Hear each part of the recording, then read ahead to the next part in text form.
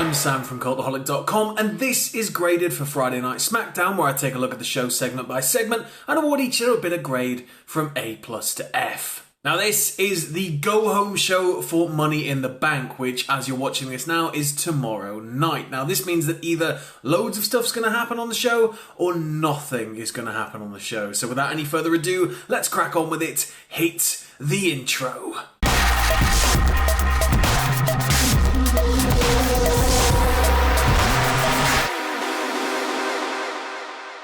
We get a cold open this week of Mandy and Sonya, both working out independently, and they're both visited by Otis and Dolph, respectively. They're like asking them, are you ready? You know, you prepared for what's about to happen? They're both sort of getting pumped and getting hyped. I think Sonya's even shadowboxing, and they're both like, yeah, we're ready. And to open the show properly this week, the first match is Mandy Rose versus Sonya Deville. We're finally getting them one-on-one after that amazing beatdown last week. This is going to be great. So the bell rings and Mandy is straight on Sonya. The aggression here is great. Sonya has to peel out of the ring to catch her breath. When she does get back in the ring though, she finds her feet, she grounds the injured Mandy and starts driving the knees in. There's a fantastic moment here with Mandy in her body scissors from Sonya. Sonya's just got her locked up. She's cutting a promo on her. She rips out her fake eyelashes. This was great. She even goes as far as saying to Mandy, if you don't stop embarrassing me in this ring right now, I am going to be forced to hurt you. This drives Mandy back to her feet. Mandy really hulks up here and starts bringing it right back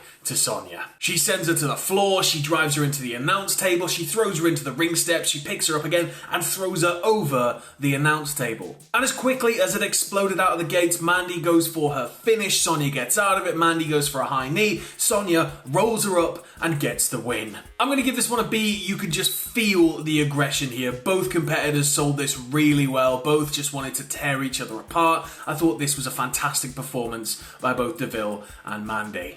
I like how Mandy was a little bit more of chaotic aggression. She just couldn't wait to get her hands on Sonya, where Sonya was more reserved. She would hold herself back. She knew exactly what she was going for, but she just had to bide her time a little bit. It was a cracking first encounter between the two. We just gotta hope they keep this aggression up. We can't have it be this quick and be this same sort of match throughout this feud. So hopefully we're gonna see a variety of stipulations, a variety of match styles, and it's, you know, fingers crossed, gonna be great. Next up, we have the New Day and the Lucha House Party, represented by Gran Metalik and Lince Dorado, against Miz and Morrison and the Forgotten Sons. So there's a lot going on in this one. I'm just going to try and give you the cliff notes as I go through.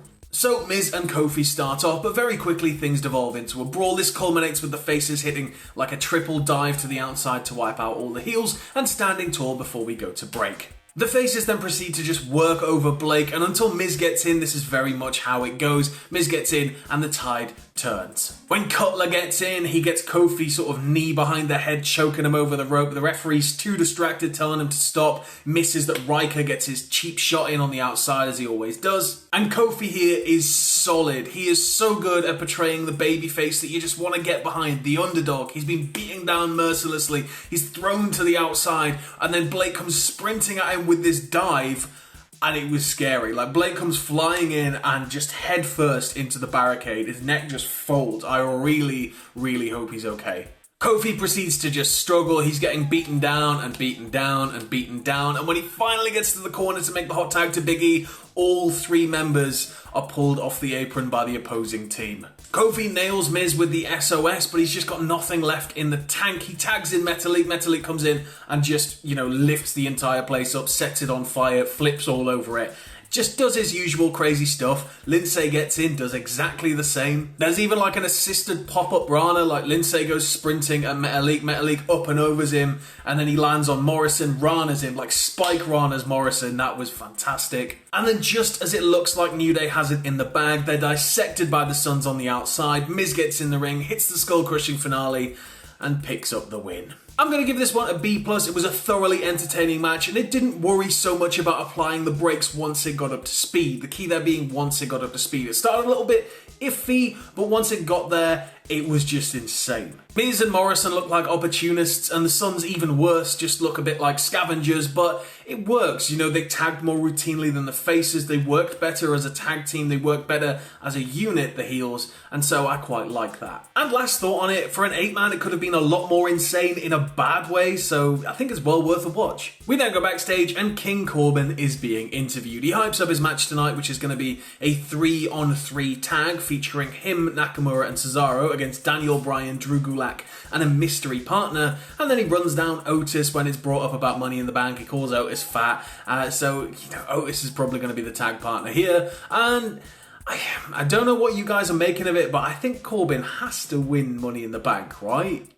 Yeah? And then we go to the ring and Renee Young welcomes back Jeff Hardy. Out Jeff comes in the ring, big old happy moment. Jeff talks about his highs and lows, he talks about surviving everything that he's been through, and we keep cutting backstage to Sheamus, who's watching a TV side on and is rinsing Jeff and sort of ripping on him and poking fun. And then Jeff in the ring mentions, you know what, I'm surprised Sheamus hasn't actually come down.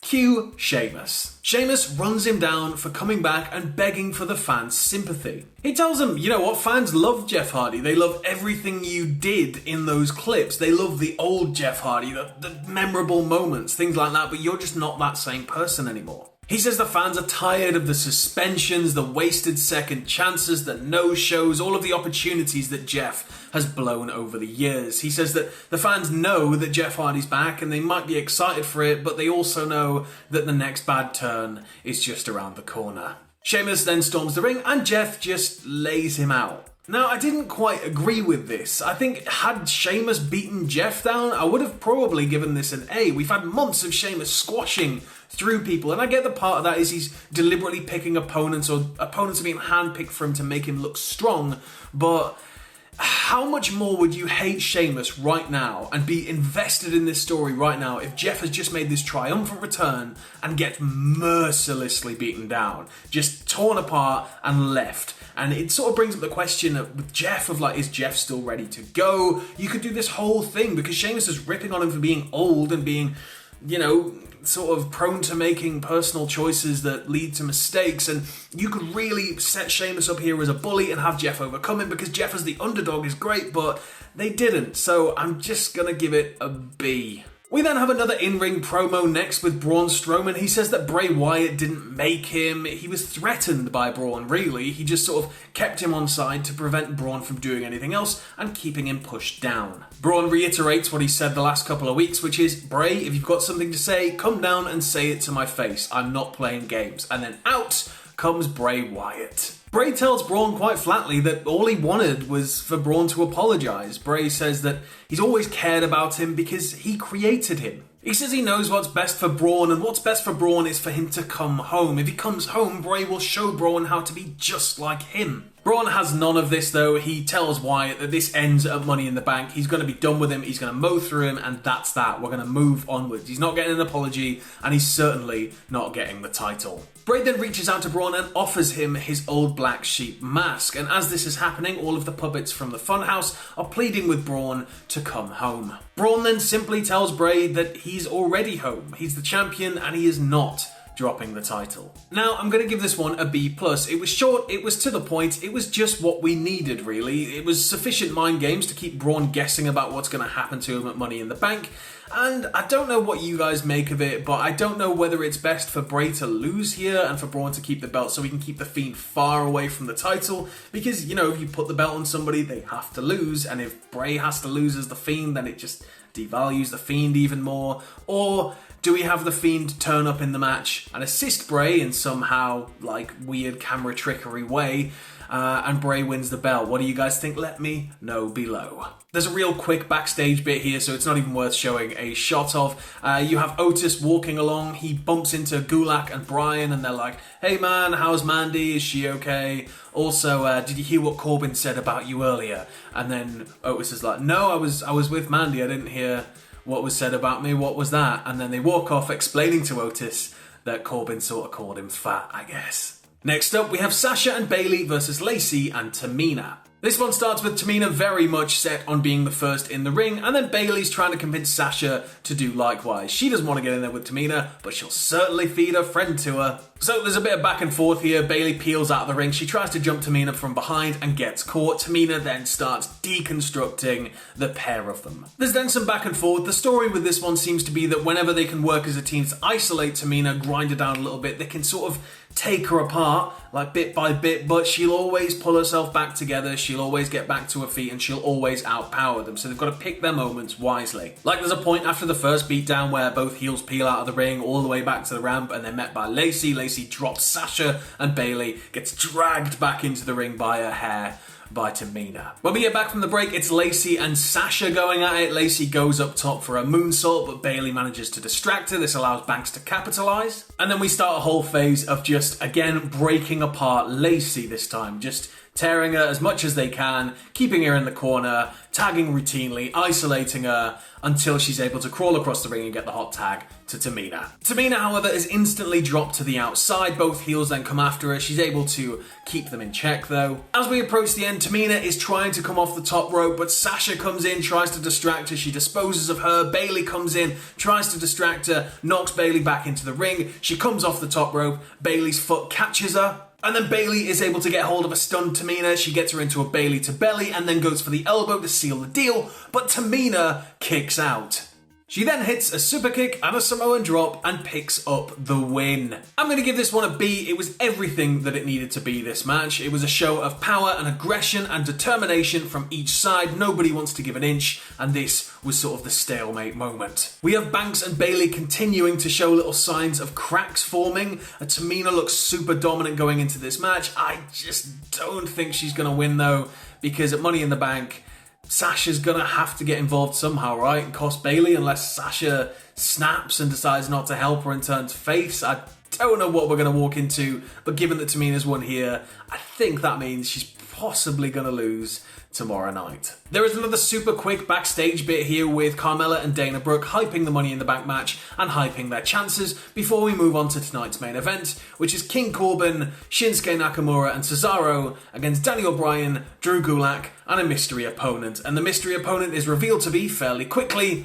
Otis. However, before this we see another hacker moment, and I'm going to read out what he says because there's quite a lot, it's quite dense, I want to get it right in my mind. It's terrible. So, he asks if we're watching. He shows us footage of Tamina making a pin, Big E making a pin. And then he asks if we're listening, and he shows us footage of Carmella chastising Dana for a Money in the Bank qualifier a couple of weeks back. You know, the backstage promo they did where she was like, "You're not focusing on things." He says the thing about anger is that you can always hear it before you see it, and then he plays a voicemail clip of a female voice saying payback is coming, and it's coming real soon. And just like that, we go back to the match. I have no idea what that was about. Is it a tease for Payback pay-per-view? Is the hacker actually just Vince doing promotional stuff?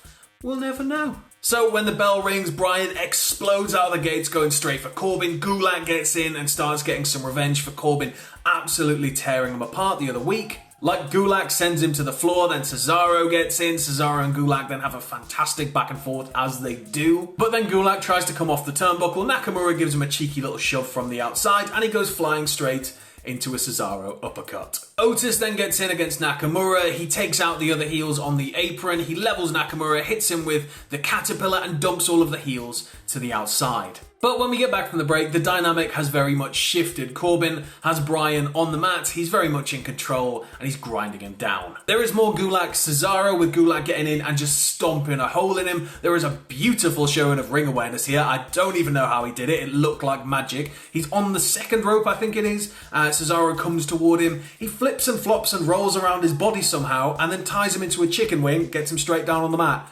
It was just amazing. But then things fall apart. It all gets broken up. Gulak ends up attempting the Gulak onto Corbin. The faces are then trounced on the outside. It's only a matter of time before Corbin powers up and out, hits the deep six, and he picks up the win.